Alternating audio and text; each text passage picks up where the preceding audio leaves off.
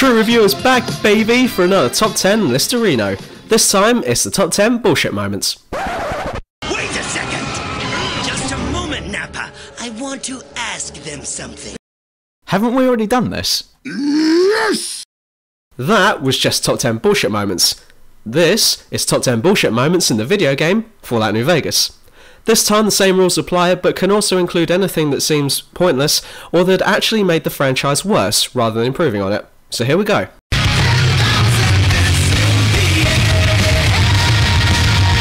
Caesar's Legion is way too strong. I know that this giant faction of slave hoarders are really strong and successful, but the legionaries themselves are just too overpowered in this game, despite the fact that most of them only carry melee weapons and are encouraged to do so on the battlefield. But I just can't get it round my head. Despite only carrying machetes and throwing spears, they are able to wipe out entire NCR outposts, whilst the NCR carry guns. Even worse are the Legion assassins parties that hunt you down if you've been a bad boy towards them. Despite not being overly keen on employing any forms of modern technology, these Legion parties are able to track you down to any point in the Mojave wasteland, providing of course you're not in a village or on the strip. How are they this fucking good? It doesn't make any sense. It's because it's bullshit. Working 9 to 5, what a way to make a living. Old World Blue storyline is too predictable and a bit of a letdown. It begins with a really long and boring cutscene of some pictures and some bloke who sounds like he's lost the will to live, doing a voiceover. By the time it all finishes, you haven't really got a clue what's going on, because you weren't paying attention. Then you go and meet up with some brains attached to some TVs, who then start talking weird shit, and once again, this is a long and boring part too. So, by the time you regain control of your character, you have no idea what's going on, because you either took a nap during this time, or you just clicked your way through the conversation. Well, it turns out that you've had your brain, spine, and heart removed. For the f***, I suppose. And your mission is to relocate your brain, because it's been allegedly misplaced, and take down the other brains, known as the think tank, arch-enemy, Dr. Mobius, who seems to be hell-bent on your destruction by using robot scorpions. Now, the gameplay from this bit till the end is actually really good, but then some more bullshit happens at the end. You take down Mobius' secret weapon, a giant robot scorpion. Surprise, surprise! And then you meet the big man himself. But the second you enter his lair, this brain, connected to 3 LCD flat screens, who has up until this point been doing everything in his power to kill you, suddenly forgets his plans and acts as if you've only come to visit him. Well then, I guess I won't kill him then. But can you guess where your brain is? Despite being removed in the think tank, I'm going to go ahead and guess that it somehow managed to find its way all the way over to the other side of the map and end up in Dr. Mobius' lair. Well, that's exactly what happens. Not only that, but when you find your brain, it starts talking to you and tells you that it doesn't want to go back into your head, and you have to trick your own brain into reuniting with you. I mean, is it me, or has this plot lost the plot?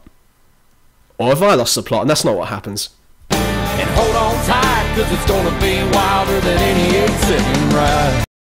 The Boomers' idea of Homeland Security. Eventually, whatever faction you end up joining will task you to either enlist the help of the Boomers, or simply ask them to keep out the upcoming battle for supremacy over the region. But why the name Boomers? Well, I'll give you a hint. It's got nothing to do with Boomer from Left 4 Dead, and it's got everything to do with the fact that they'll show you with artillery fire the second you come close to their base. Have you figured out what it is yet? Well, the answer is, that one I've already given you. These people do not want you anywhere near their homes, and so the second you step within range of their guns, they'll attempt to give you more of a pounding than what is featured in that sex scene in Team America. But the bullshit moment occurs when you get through their artillery barrage. The second you come up to their main gate, some jerk with a missile launcher aimed right for you asks you to stand still and state your business. Like f*** I am, you people just tried desperately to kill me, and now you want me to stand still while you aim a fucking missile launcher at me. And then after that, he lets you in to speak to the town's leader. Whoa, whoa, whoa, whoa, back up a second. First of all, you tried to kill me by blowing me up using an ungodly number of artillery guns, so I kind of got the hint from that you don't want me to come into your base, and now that I made it past, you're all like, well, you better come in and speak to our leader then. WTF? Well, now that I'm here, I have to inform you all that all your base all belong to us now, so get used to it. Lane Goodman. Less emphasis on weapon making, more emphasis on ammo making. While it's still good to make some spare ammo out of waste materials that you find lying about the wasteland, I do miss the incentive to create improvised weaponry out of household materials that is present in Fallout 3. I believe that you can still make homemade weapons in New Vegas, but this time you're not given the schematics for making these weapons as rewards for completing certain quests. So that means that now when I play the game, there's no nuke grenades, no shish kebabs, unless I find one in one of those DLC missions, no rocket or throw it or even f*** it launches, and I have to say that the sense of having to fend yourself in this horrific post-apocalyptic future that has always been present in the previous game is barely visible in this one, and it's things like this that makes this game nowhere near as good as the one that came before. Which of course makes this a bullshit moment.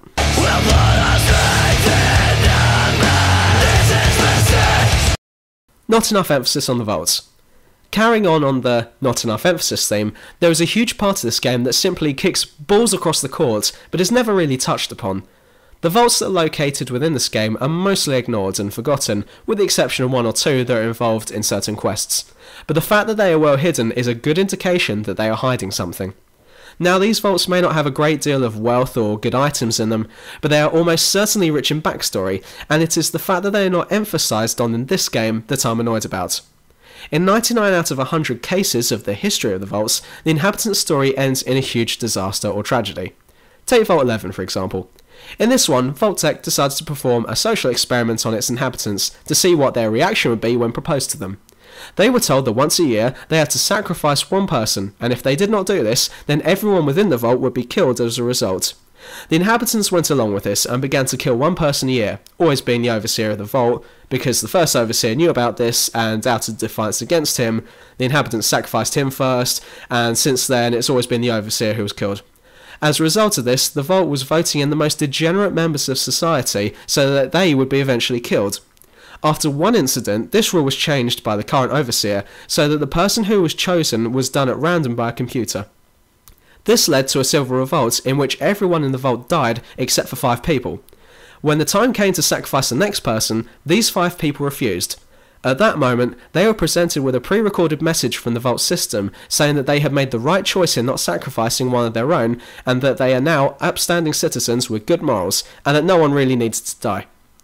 Realising the irony behind everything that had happened, they all opted to kill themselves. Now, you would never have known about any of that unless you actively went out of your way to take a break from doing quests and looked in this vault. At no stage in the game will it encourage you to go out and explore these vaults, and as a result, most people will miss things like this. Actually, now I think about it, Fallout 3 is also guilty of this crime, though there are more occasions in that one where you'll find yourself going into these vaults, and that's not really the case in this one. And my wife is dead. I'm sorry to hear that. High five! It's steam-powered. Which is a f***ing con.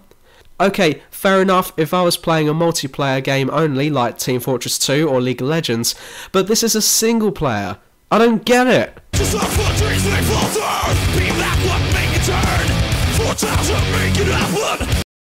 How you can't do every mission. There are a number of factions to be aligned with in this game, and it's up to you which one will come out on top. Unfortunately, that does mean, however, that you cannot do every mission there is. For example, at one point, Mr. House will task you to go to the fortification bunker that is conveniently located right under Caesar's throne and activate the Securitron army that's there. Now, that's fine, but this mission does clash with Caesar's missions if you also want to do those, as he wants you to blow it up. Now, you're gonna have to piss someone off here, and I'd just like to remind you of whose base you're in when you do this mission. Chicken Caesar salads, of course. Why do they pronounce it as Kaiser and not Caesar? Was he part of an indie band? The fact that you can't have it your way does make sense in the plotline of the main story, and it's an incentive to play through the game again just to see what the other possible endings are, but it does make you feel annoyed when you want to do every mission at once, like I do.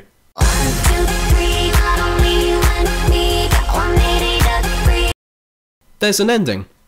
Let's look at some of Bethesda Game Studios' games. Morrowind. It ends when you want to stop playing. Oblivion. Ends when you feel like you've had enough. Fallout 3. Provided of course you've got the Broken Steel expansion pack, the game ends when you run out of things to do. How a game should be. Fallout New Vegas. The game ends when one faction gains supremacy in the region. Yep, there's an ending. The second you finish that last faction-related mission, the game ends regardless of if you've still got uncompleted quests or if you've played any of the expansion missions. This is shit! This forces the player to play the game in a certain way and according to the way the game makes it. What I love about Bethesda, and one of the reasons why they may be the best game developing company in the world, is the amount of freedom to do whatever you want that they include in each game.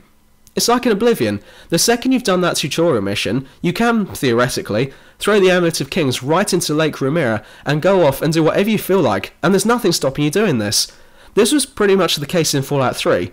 Though you're encouraged a bit more to do the main quest, you can still go off and do whatever you like, whenever you like.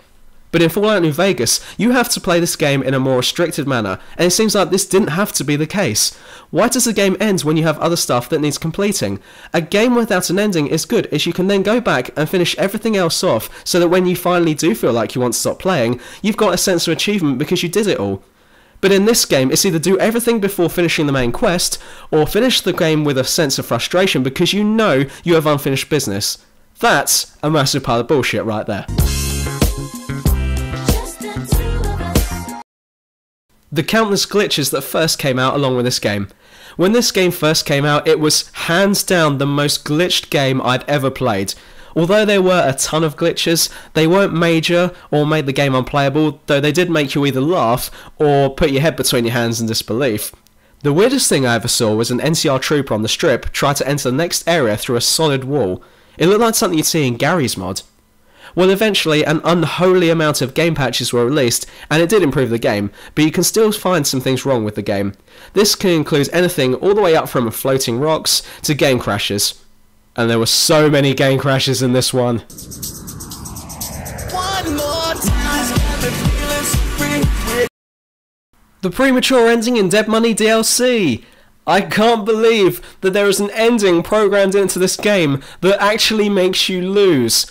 Even if you're killed at any point during the game, you can just reload the last save point and carry on from there, and just make sure you're not killed the next time. But in this DLC pack, they've purposely programmed an ending where you f***ing lose the game. The plot of this DLC, I have to admit, was pretty damn good.